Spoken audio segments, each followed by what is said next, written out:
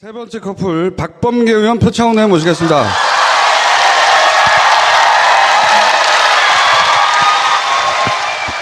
안녕하세요. 예, 반갑습니다. 안녕하세요. 이 두 커플의 공통점은 이제 지금부터 할 얘기는 이제 검찰, 경찰 개혁 이런 이야기인데 공통점이 뭐냐? 잠깐만 기다려봐요. 공통점이 뭐냐면 조국 교수가 민정수석이 되는 바람에 땜빵으로 나온 분들이에요. 민정수석이 안 됐으면 조국 교수가 나왔을 거거든요. 만약에 조국 교수님이 여기 나왔으면 제가 민정수석이 되는 건가요? 근데 국회의원은 민정수석을 갈 수가 없어요, 근데. 또 공통으로 저희가 여쭤보는 첫 번째 질문인데 두 분과 노무현 전 대통령의 인연, 일단 뭐 박범계 의원님은 당연히 인연이 깊은데 혹시 표창원 의원도 인연이 있어요?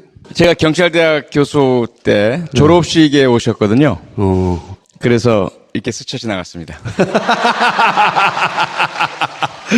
그게 인연의 끝이고 언제 처음 만나셨어요? 청와대에 계셨잖아요 그때.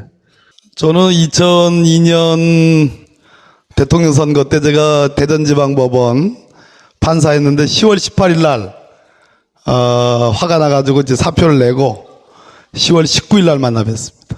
그 사표를 낸 것과 노무현 대통령과 상관이 있었어요? 김민석 의원이 그 당시에 이제 탈당을 네. 10월 18일 날 했죠. 네.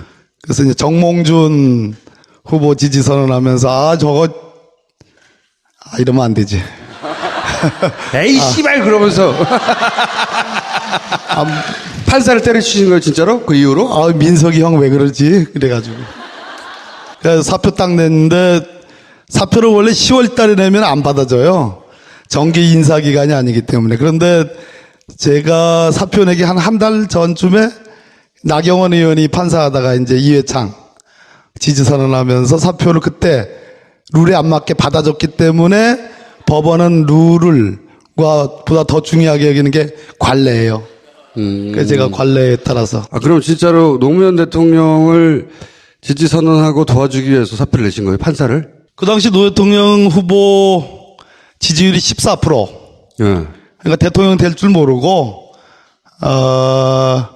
나라도 좀 도와드려야 되겠다. 불쌍하잖아요.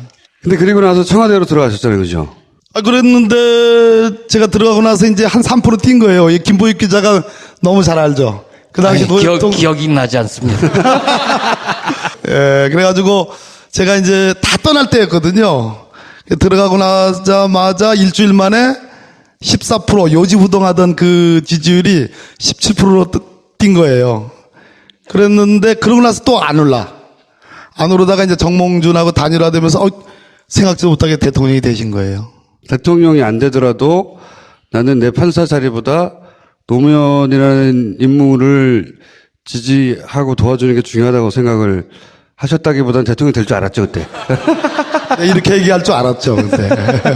아니 솔직한 얘기로 제가 이제 그 사법부의 우리법연구회라는 이제 법원 내 일종의 이제 학술 단체인데 뭐 그 뒤에 집권 뒤에는 여러 진보적인 그런 또 좌파 단체다 이런 그런 그 공격도 많이 받았는데 그건 아니고 제가 가만히 법원 생활 하다 보니까 여기서 어떤 개혁이라는 이름하에 어떤 승부를 내기에는 너무 그 당시에 사법부의 미래가 좀 암울해가지고 이참에 핑계김에 노 대통령도 지지하고 또 안 되면 그런 막연한 생각이 있었는데 그때 그거보다는 아무래도 노무현 대통령 후보가 너무 좀 이렇게 처지가 어려웠기 때문에 도와드려야 되겠다. 그런.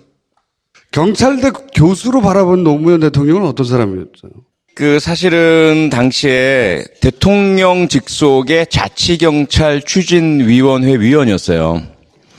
그래서 그 수사권 독립하고 자치경찰제 두 가지를 공약으로 내거셨고 그 중에서 자치경찰제 부분을 경찰을 대표해서 제가 이제 같이 추진하던 그런 상황이어서 기대를 많이 했었죠. 기대를 많이 하고 특히 정치에는 전혀 뭐 관심도 없었고 잘 몰랐기 때문에 오직 수사권 독립, 사법구조 개혁, 그리고 경찰 개혁 이 부분을 추진해 주실 최초의 대통령이시겠구나. 그리고 뭐 권위를 완전히 권위주의 자체를 파괴하셨기 때문에 그 부분은 경찰관들에게는 엄청난 그런 그 신선한 그 효과였죠. 눈앞에 있는 경찰 간부들도 벗어 던지지 못한 권위주의. 그걸 제일 높이 계신 대통령이 딱 벗어 던지시니까 밑에서는 당신 언제 권위주의에서 내려올 거야? 이렇게 이제 쳐다보고, 상당히 그런 센세이션을 일으켰던 분인데, 안타깝게도 결국 검찰개혁을 완수하지 못하시고, 수사권 조정 못하시고, 자치경찰제 도입 못하시고, 이렇게 끝나시면서 상당한 좀 안타까움의 대상이었죠. 노무현 대통령이 이제 검찰개혁에 실패했다고 대표적으로 거론되는데 검사와의 대화 때문에 더더욱이 그렇게 기억이 되는데 사실 모든 정권이 다 실패한 거예요. 그거를 본격적으로 제대로 시도한 최초의 대통령인데 그 출발을 검사와의 대화로 했잖아요. 네. 왜 저런 걸 하셨을까? 노무현 대통령이 박박 우겼을까? 다들 말리는. 박박 우기셨죠. 그렇게 나올 줄은 몰랐죠. 검사들이. 그러니까 지금 표창원 의원님 말씀하신 것처럼 대체로 이제 후세 지금 살아가는 우리들은 고 노무현 대통령께서 검찰개혁을 실패한 거다 이렇게 판정을 해요.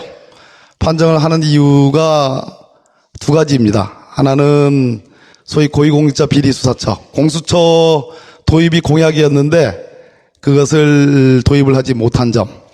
두 번째는 지금 말씀하신 것처럼 경찰의 독립적 수사권, 소위 검경 수사권 조정이라고 표현되는 그 부분을 노력했지만 이뤄내지 못한 점. 이 두 가지를 가지고 이제 검찰개혁에 실패했다.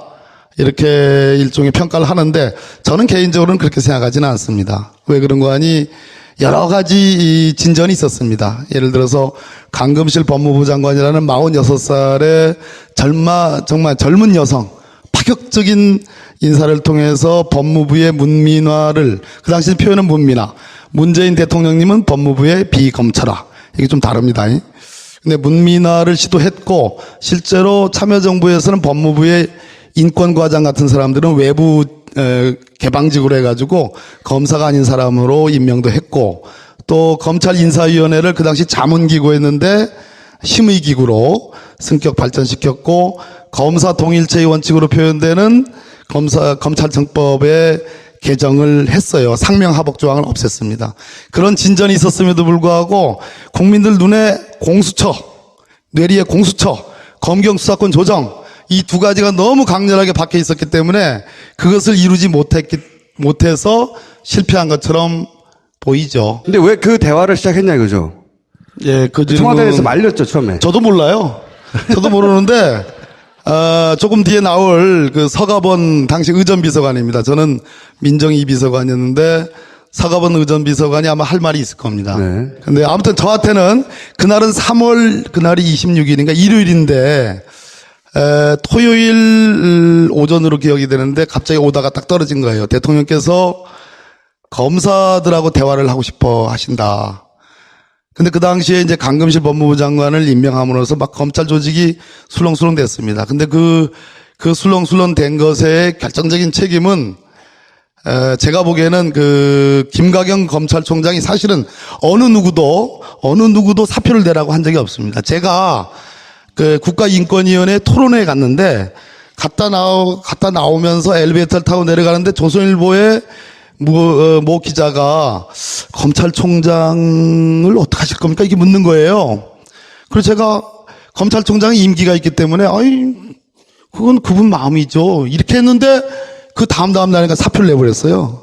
그거 하나로, 물론 그거 하나로 뿐만은 아니겠지만 그러면서 검찰 조직이 흔들리면서 그 김가경 검찰총장이 나가시면서 어떤 말씀을 했냐면 강금실 법무부 장관 같은 외부의 검사 출신이 아닌 젊은 여성을 법무부 장관으로 앉히면서 청와대에 문재인 인권변호사 출신의 민정수석과 또 판사 출신의 박범계 민정이 비서관이 인사권으로 검찰의 수사권을 통제하려고 한다라는 말씀을 남겨놓은 거예요. 그러니까 검사들이, 젊은 검사들이 이제 들끓기 싫은 거죠.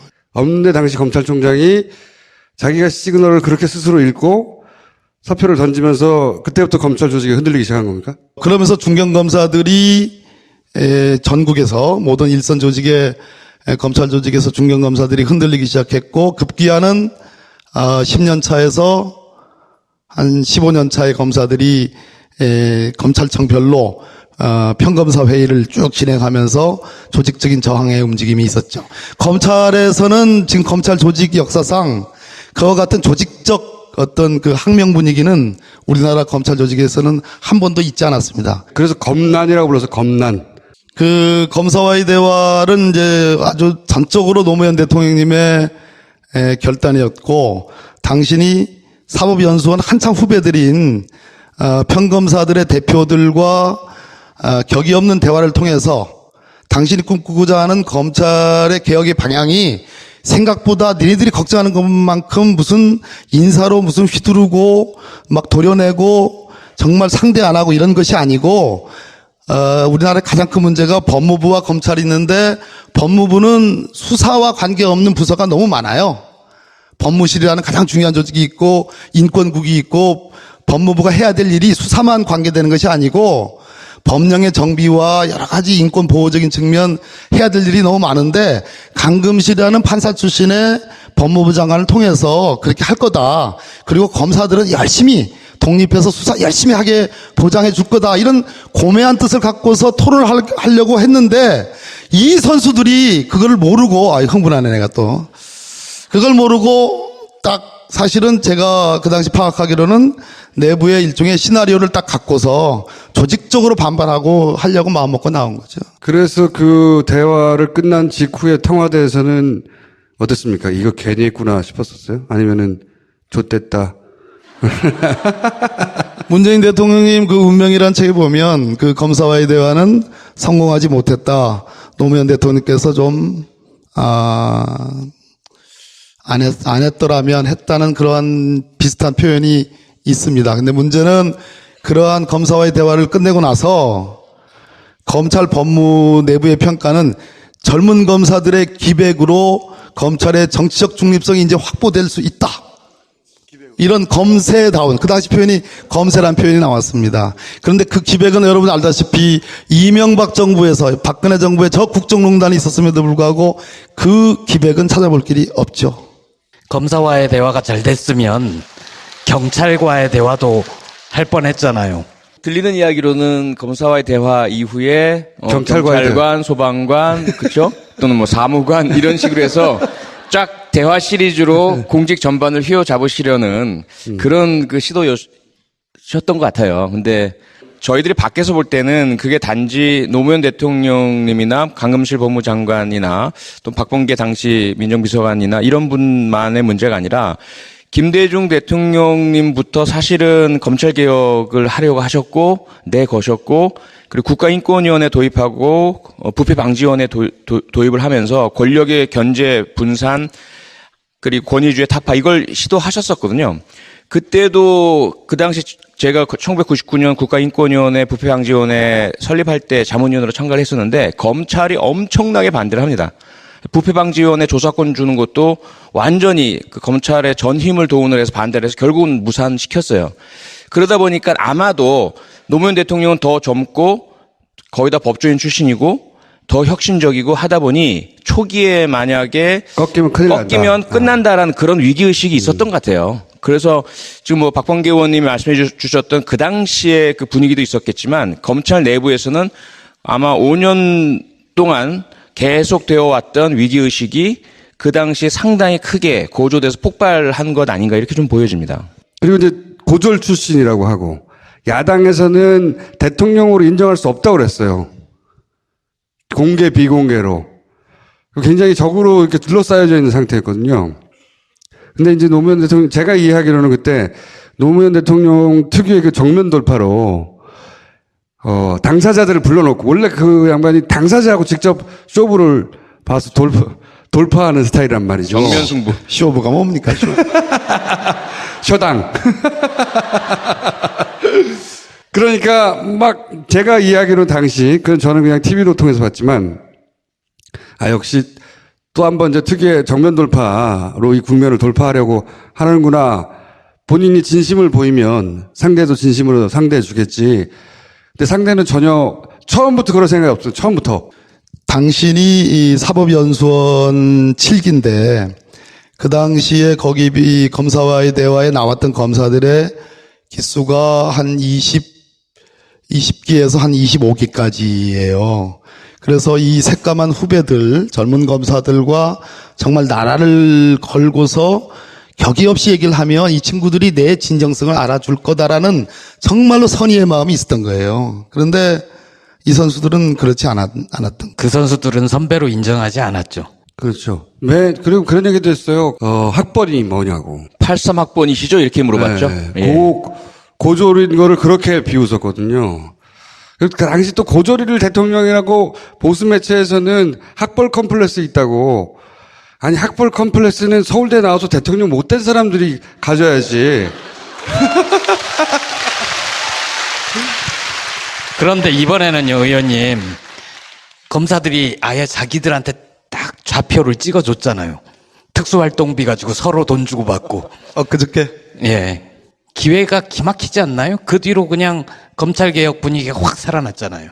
그러니까 이제 참여정부의 검찰개혁이 완성되지 실패. 미완으로 끝났다고 하죠. 미완으로. 이 노무현 대통령님을 말하면 좀 이제 제가 울컥울컥 하는 게 많은데 실패했다고 우리가 얘기를 하면 안 되고 이제 미완으로 끝난 건데 그 이유 중에 전 두 가지 점을 지적을 드리고 싶어요. 첫째는 대선 자금 수사가 있었습니다. 2003년도에 안대희 중수부장에 의한 정말 쾌도난마의 대선 자금 수사가 있었는데 제 기억으로는 수사를 할 건지 말 건지 미정미정 이렇게 보다가 청와대에서 특별히 말리는 사인이 없으니까 노무현 대통령께서는 그냥 범죄 혐의가 있으면 하는 것이 검찰의 본연의 사명이다. 누구나. 예, 말리거나 뭐 그럴 뿐이 아니잖아요. 그래서 갔어요. 가니까 온 국민들이 검찰 개혁을 해야 되는데 온 국민들이 국민검사로 갑자기 검찰이 영웅이 된 거예요. 그러면서 제도개혁, 아까 말씀하신 표창원 의원님 말씀하신 검경 수사권 조정 같은 건 꿈에도 못 꾸고 공수처 같은 것이 무산이 된 거예요. 그러니까 이것을 뒤집어 놓고 보면 지금도 우리가 검찰 개혁이라는 것을 할 때 두 가지인데 수사라는 측면이 있고 제도 개혁이라는 게 있는데 제도 개혁은 검찰이 설상 문재인 대통령이 무서워서 수사를 열심히 한다 하더라도 제도 개혁은 반드시 해야 되는 별도의 부분이지 검찰이 뭘 잘한다고 해서 박수 쳐줘가지고 이쪽에 까먹으면 안 된다. 두 번째 또 하나는 검경 수사권 조정과 관련해서 검찰이 정치적 중립성, 독립성을 강화하다 보면 검찰 파쇼가 되는 겁니다. 그러니까 민주적 통제가 안 되는 것이 있는 거고 또 하나는 권한을 분산시킴으로써 서로 기관 간의 견제와 균형을 맞춰가야 되는데 검경 수사권 조정이라는 것이 실질적으로 접근이 되지 않으면 궁극적으로 검찰 개혁이라는 것이 미완으로 또 끝날 수 있다. 경찰에서 바라보는 그러면 이번 문재인 정부에 대한 기대치는 이제 경찰 라인에서 끊임없이 얘기가 들어올 거 아닙니까? 의원님한테. 경찰에서 기댈 때가 표창원 의원밖에 없어요. 다 거기 가서 물어봐요. 어떻게 되냐고. 그 기대치는 어느 정도고, 뭐 어디까지는 해야 되겠다고 경찰은 바라고 있어요? 지금은 또 분위기가 많이 다르단 말이에요. 특히 문재인 대통령님은 참여정부 때 그런 검찰과의 그 노무현 대통령님과의 그 악연을 다 곁에서 지켜보셨고 지난 2012년 대선 기간 동안에 국정원, 경찰, 검찰 싸그리 덤벼들어서 결국은 거의 뭐 불법 부정선거 분위기로 이어갔던 피해자셨고요. 그리고 지난 4년 내내 그 뭐 세월호 참사도 그렇고 검찰 때문에 일어난 모든 부분들에 있어서 국민과 함께 피해자적인 역할이셨기 때문에 이제는 다를 것이다라는 그런 기대가 상당히 큽니다. 거기에다가 시작하자마자 그 전과는 너무나 다른 학습 효과가 딱 보이잖아요. 노무현 대통령님과는 전혀 다른 아주 정광석화처럼 밀어붙이고 윤석열 검사를 서울중앙지검장으로 딱 앉히는 모습, 그리고 공수처에 대한 그런 강인한 의지, 이런 부분들이 분명히 이분은 하신다라는 그런 기대는 상당히 높아요. 그런데 그 기대가 다른 한쪽으로는 그냥 주시지는 않을 것이다. 라는 것이 또 당연히 있죠. 경찰 니네도 좀 죽어라. 예, 경찰의 아주 정말 뼈를 깎는 개혁이란 것은 반드시 선결 내지는 병행으로 갈 것이다. 그래서 그래서 계속 이제 저한테 하는 이야기들은 뭐냐면, 무엇이든 필요한 거 다 하겠다, 이런 거예요. 그러니까 경찰들이? 예, 경찰 와서? 자체 개혁이란 것. 네. 그런 상황입니다, 지금 현재. 검찰은 3천 명이 조금 넘어요. 검사들은. 경찰 인력은 몇만 명, 현재 11만 명. 11만 명. 예. 경찰관만. 그러니까 경찰에게 검찰의 권한을 떼서 준다. 이거는 검찰을 통제하는 데는 기가 막힌 얘기지만, 거꾸로 경찰이 민주화되지 않으면, 우리 용산 참사 사건 아시죠? 백남기 농민 사건 아시죠? 그러니까 이런 부분, 우리 표창원 의원님이 너무 잘 아셔요. 그래서 경찰이 민주화되고 경찰이 인권옹호기관으로 거듭나지 않으면, 엊그제 대통령님이 하신 말씀이거든요. 그래야 되고, 검찰개혁과 관련해서 지금은 객관적인 조건이 너무 성숙되어 있습니다. 왜 그런 거 아니? 저는 문재인 대통령님이나 노무현 대통령님의 의지는 비까비까하다. 삐까삐까가 뭡니까? 네, 뒤끝이 있어, 뒤끝이. 확실히 있어. 뭐 안 나오나 계속 쳐다보고 있었어요.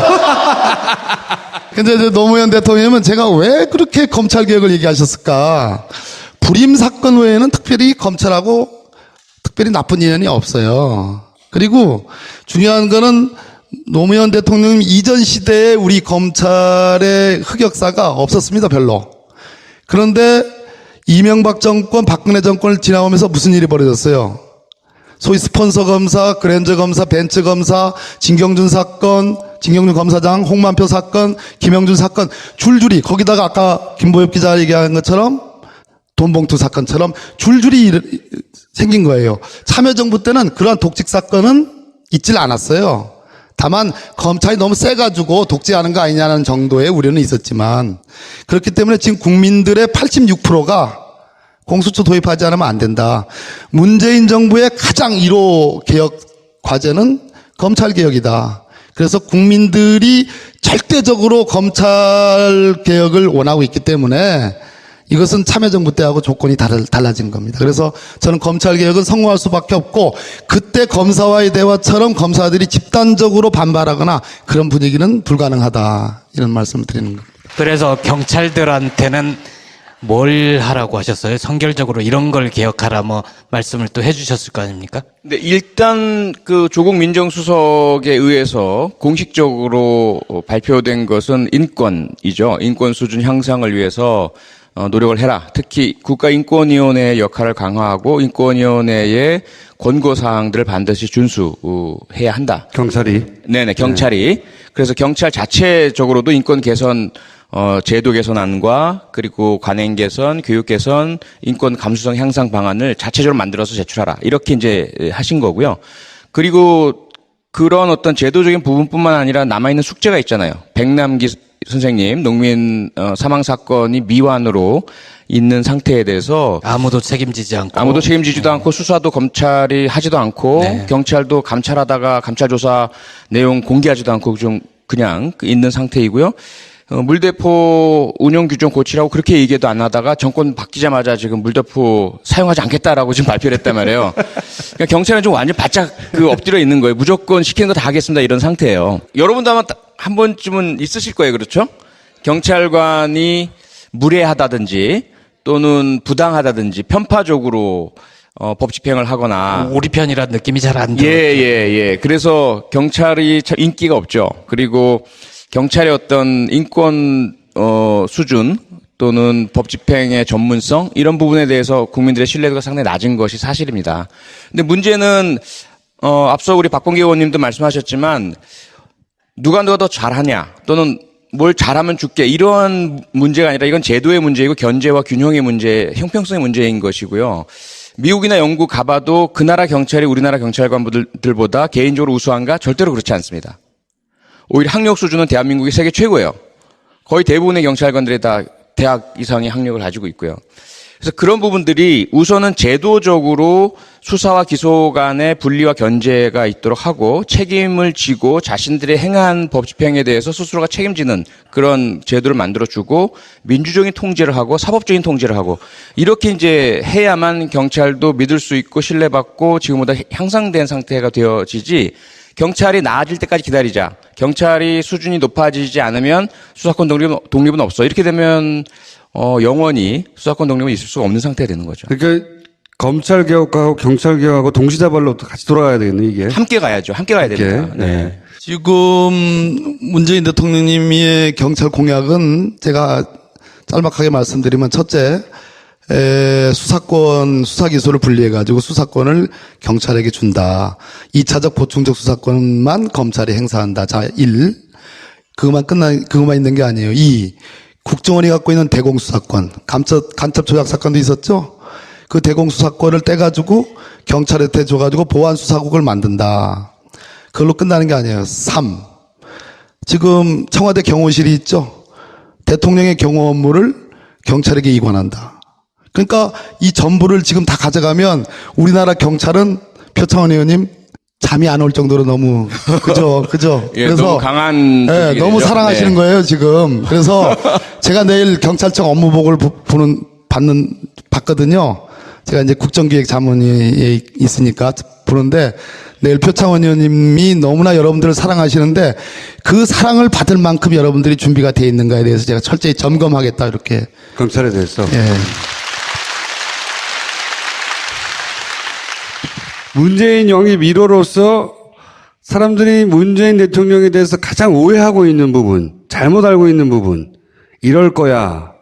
근데 그건 오해다. 이런 게 있습니까? 제가 만나 뵙기 전에 막 들리는 말들 있잖아요. 네. 그런 말들 중에 문재인 대통령이, 너무 사람이 좋다. 네. 그래서 그렇게 좋진 않아요? 그러니까 아니요. 그러니까 너무란 말이 있잖아요. 너무. 네. 그래서 유약하다. 하기 때문에 네. 결단력이 부족하고 좀 휘둘릴 수 있다. 이런 이야기들을 많이 들었어요. 유약하고 우유부단하고 뭐 이런 예, 거. 예, 그래 주변에서 막 뭐 요청하고 그러면 그것도 들어주고 이것도 들어주고 이러면서 예. 흔들리지 않을까 뭐 이런 부분들을 많이 이제 이야기를 하시더라고요. 근데 제가 직접 만나 뵀더니 대단히 단호하시고요. 꿀먹은 호락이 되니까요. 예. 그리고 겉으로는 상당히 이제 인자하신 모습인데 예. 결정을 내리고 추진하고 일을 해나가시는 때는 찬바람이 쌩 붑니다. 여러분들 그 6차례 그 대선 주자 토론회가 있었잖아요. 근데 조금 이렇게 화면 보면 대통령님이 눈이 이렇게 막 움직이는 게 있었잖아요. 이렇게 좌우를 이렇게. 있었죠? 좀 느끼셨죠? 왜 눈을 고정 못 시키시? 하는 그런 의문도 갖고 계셨죠? 근데 대통령 되신 다음에는 눈이 딱 고정돼 있어요. 어디로? 검찰과 경찰에.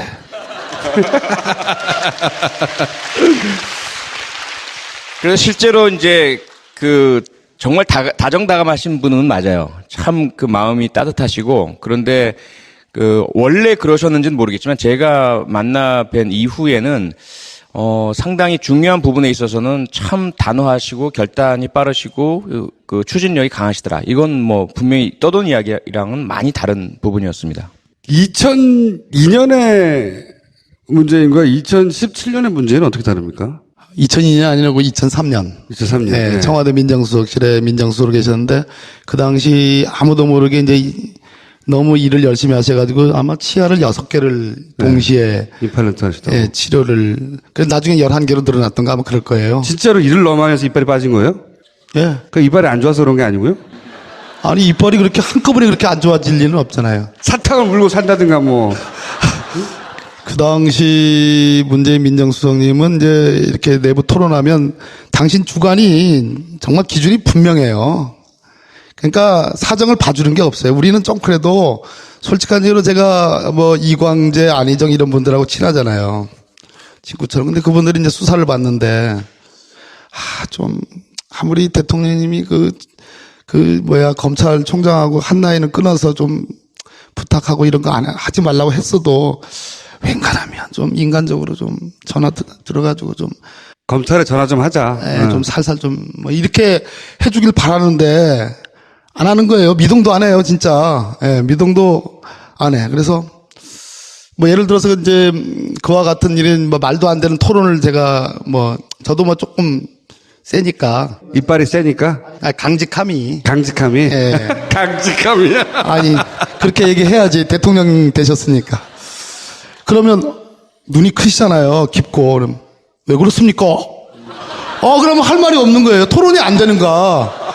그런데 이런 모습이 바뀌었어요. 언제부터 바뀌었냐면 표창원 의원님 이런 우리 당의 정말 루키들을 모시고 나서 굉장히 이렇게 폭이 넓어지셨고 좋아지셨는데 제 기억으로는 작년 5월 5.18 제가 그때 5.18 행사 끝내고 같은 기차를 타고 올라가는데 대통령님이 완전히 바뀌신 거예요. 그러니까 제가 처음으로 그때 이런 말씀 드렸습니다. 정말 그분하고는 오래된 사이잖아요. 그런데 제가 자고 있는데 김경수 의원이 막 깨워요. 근데 저기 저 대표님 좀 보시자고 그런다는 거예요. 그래서 그래요? 그래서 그 보니까 앞에 계셔요. 그래서 이제 앞으로 갔더니 잠깐 해가지고 이제 손을 잡고 거기 비어 있는 낮이니까 비어 있는 좌석이 있는데 거기 앉더니만 우리 박 의원 나 좀 도와줘야 되겠어. 저는 이게 세상의 꿈인가 생신가 이분도 이런 말씀을 할 줄 아나. 예, 이런 말 할 줄 모르는 분인 줄 알았는데 그러시더라고요. 그래서 제가 그러면 제가 도와드리지. 그럼 제가 안 도와드려요. 예. 그리고 끝난 거예요. 노무현과 문재인의 공통점과 차이점은 뭡니까? 정말 한 분은 불과 같은 분. 그래서 사실 이 모든 지금 제3기 민주정부의 문재인 대통령을 비롯해서 많은 좋은 지도자들이 생긴 결정적 토양은 참여정부의 이제 실패를 얘기하는 분들이 좀 있는데 그때 10년을 앞서가지고 격이 없는 소통, 그런 정말 대통령상을 10년을 앞당겨서 보여줬기 때문에 오늘날 이 진가가 그대로 드러난다고 보여지고요. 그래서 그분은 불과 같이 자신을 던져서 오늘 10몇 년 뒤에 오늘의 토양을 만드신 분이고 문재인 대통령님은 아까 우리 표창원 의원님 말씀하신 것처럼 굉장히 선하지만 냉철한 분입니다. 그러니까 그 냉철함의 상징은 뭐예요? 노무현 대통령의 시신을 가장 먼저 보신 분이잖아요. 그리고 전 국민을 향해서 정말 눈 하나 깜짝 안 하고 있는 그대로의 사실을 국민들께 아무런 감정을 섞이지 않고 만약 그때 감정을 섞었더라면 어쩌면 내란이 일어나든지 무슨 소요가 일어나든지 그랬을지도 모르지 않습니까? 근데 정확하게 있는 그대로의 사실을 국민들에게 고했죠. 그게 그 모습이 문재인 대통령이십니다. 표창원님 나오신 김에 경찰을 앞으로 이렇게 봐달라고 우리는 이렇게 변할 테니까 당부의 말씀하시고 이제 두 분 다 나가주세요. 원래 경찰 쪽에서 별로 좀 왕따 당하는 분위기 아니었나요? 2012년 연말에 왕따를 당했죠. 그때는 그 전까지야 이제 제가 경찰의 대변인이었기 때문에 언론 방송 어디 나와도 경찰을 위해서 경찰의 논리, 경찰의 행동, 정책 이 모든 것들을 다 그 대변을 하다 보니 경찰관들이나 경찰 식구들이 저를 대단히 좋아했었죠. 그런데 2012년 연말에 국정원의 대선 개입 여론 조작 의혹 사건 때문에 제가 그 수사에 대한 비판을 하고 그 정권 권력 비판하고 하면서 경찰관들의 다수가 저에 대해서 의심을 갖게 된 거죠. 저 사람 뭐야? 왜 저래? 갑자기 왜 저렇게 변했어? 야당에 줄댔구나. 뭐 이렇게 하면서 엄청난 욕을 제가 먹었어요. 거의 뭐 왕따가 된 거죠. 심지어 저한테 배운 제자마저 일선에서 경찰관 생활을 하다가 저한테 욕을 하고 막 이럴 정도였으니까. 그렇게 하면서 거의 한 3, 4년은 경찰관들이 전혀 이제 저한테 연락도 하지도 않고 저도 하지도 않고 아주 극소수의 저를 알고 저를 믿는 같이 일했던 동료들이나 친했던 선후배만 이제 아주 약간의 연락만 하는 이런 상태였죠. 그런데 결국은 어쩔 수 없더라고요. 박홍기 의원님 말씀하시지만 워낙 뭐 그 사랑이란 건 그렇게 끊어지지 않는 것 같아요. 그래서 제가 국회의원이 되고서도 야당으로서 뭐 백남기 농민 사건이나 뭐 집회 시위에 대해서 경찰의 문제, 인권 침해 문제 이런 걸 비판을 하면서도 저는 정말 최선을 다해서 가장 신랄하게 비판했다고 생각을 하는데 의원님들이 왜 이렇게 봐줘? 맨날 그러시는 거예요. 역시 경찰이야. 그냥 어쩔 수 없는 부분이 있는 것 같아요. 그래서 지금 뭐 김어준 총수도 저한테 우리 경찰은 이런 말씀을 주시잖아요. 제가 경찰 쪽에 있다라고 아예 간주를 하고 보시는 시선들이 너무 많은 것 같아요. 뭐 부인하고 싶진 않고요. 하지만 어쨌든 저는 가급적 객관적으로 독립적으로 경찰보다는 국민, 국가라는 것을 먼저 생각을 하면서 제가 경찰에 몸담고 30여 년 경찰과 함께 일해 오긴 했지만 경찰에 문제가 많다. 반드시 이것은 고쳐야 한다.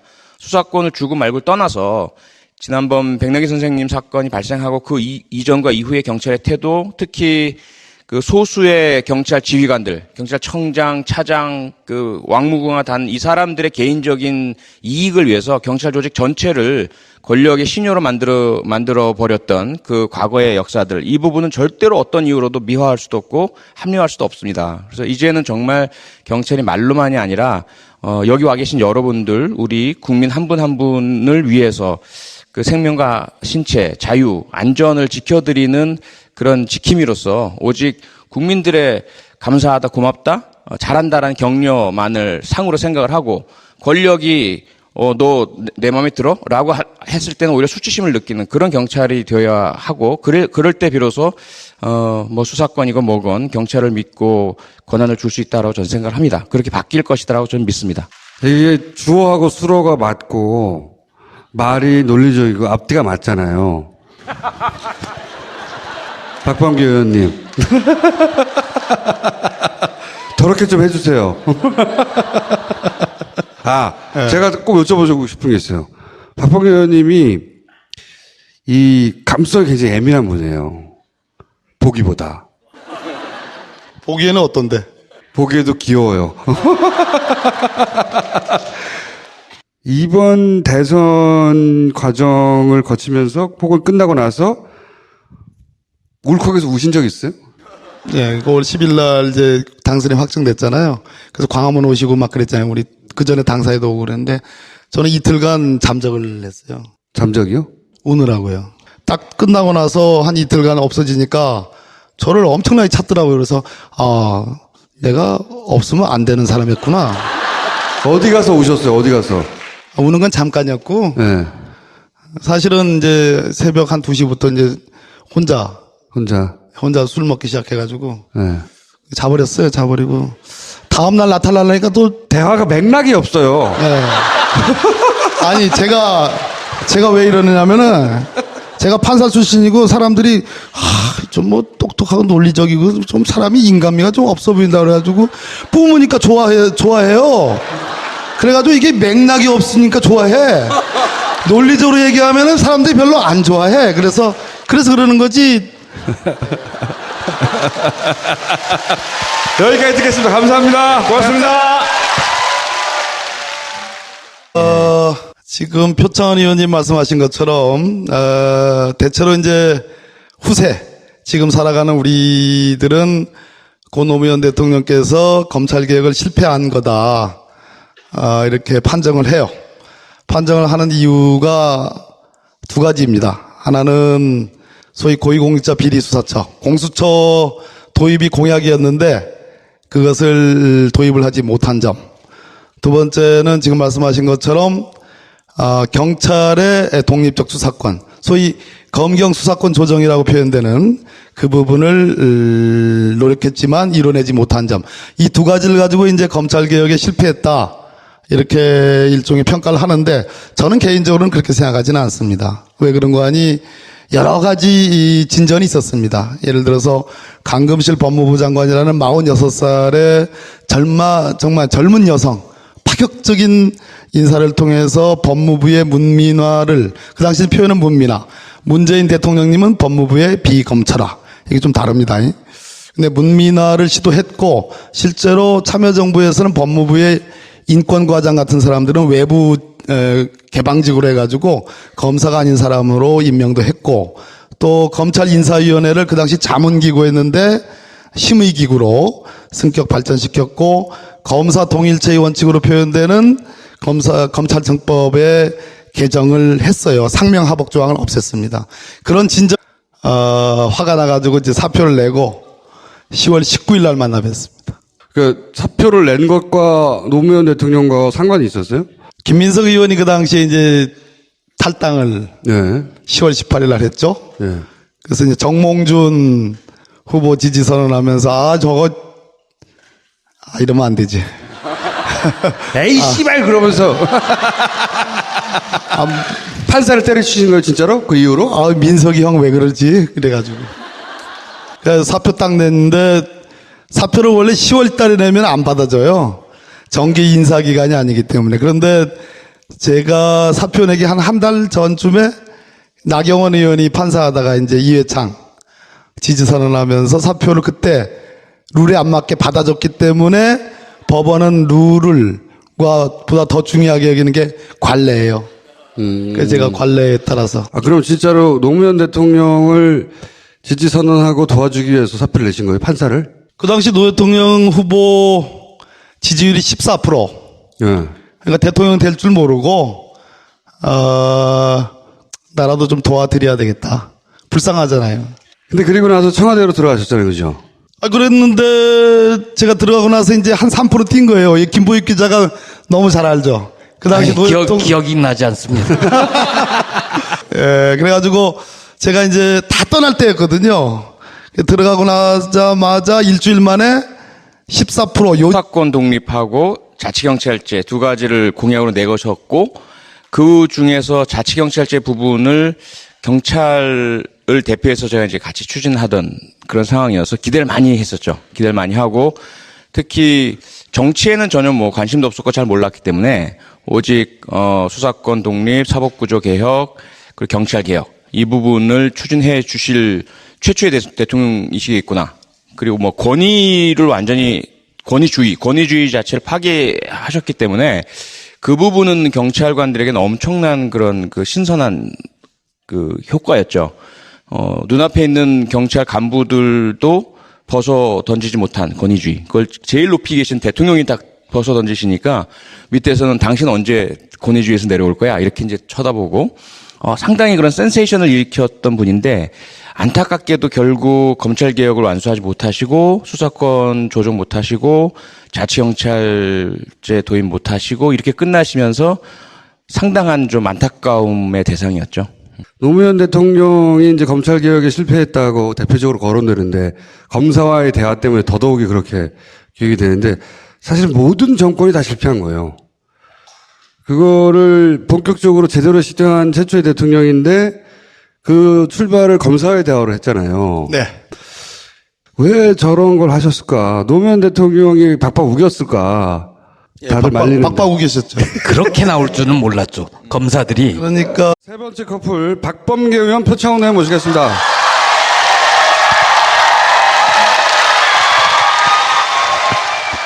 안녕하세요.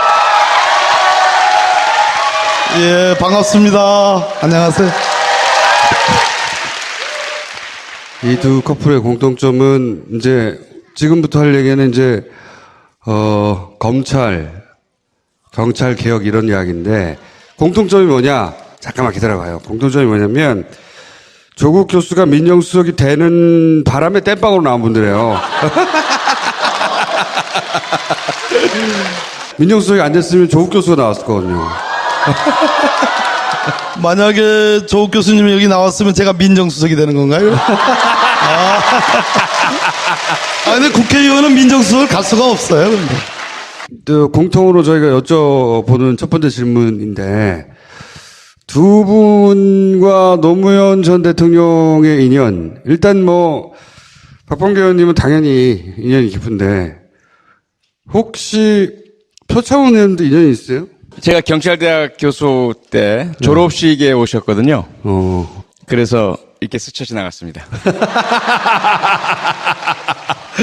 그게 인연의 끝이고 언제 처음 만나셨어요? 청와대에 계셨잖아요 그때. 저는 2002년 대통령 선거 때 제가 대전지방법원 판사했는데 10월 18일 날 우동하던 그 지지율이 17%로 뛴 거예요.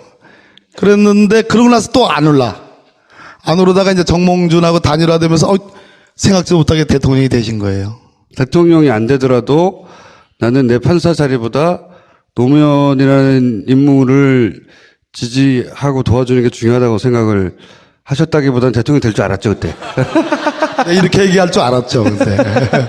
아니, 솔직한 얘기로 제가 이제 그 사법부의 우리법연구회라는, 이제 법원 내 일종의 이제 학술단체인데, 뭐 그 뒤에 집권 뒤에는 여러 뭐, 진보적인, 그런 뭐 또 뭐 좌파단체다 뭐 이런 그런 그 공격도 많이 받았는데 그건 아니고, 제가 가만히 법원 생활 하다 보니까 여기서 뭐 어떤 개혁이라는 이름하에 어떤 승부를 내기에는 너무 그 당시에 사법부의 미래가 좀 암울해가지고 이참에 뭐 핑계김에 노 대통령도 지지하고 또 안 되면 에이 뭐 그런 막연한 생각이 있었는데 그때 그거보다는 아무래도 노무현 대통령 후보가 너무 좀 이렇게 처지가 어려웠기 때문에 도와드려야 되겠다. 그런. 경찰대 교수로 바라본 노무현 대통령은 어떤 사람이었어요? 그 사실은 당시에 대통령 직속의 자치경찰 추진위원회 위원이었어요. 그래서 그 수사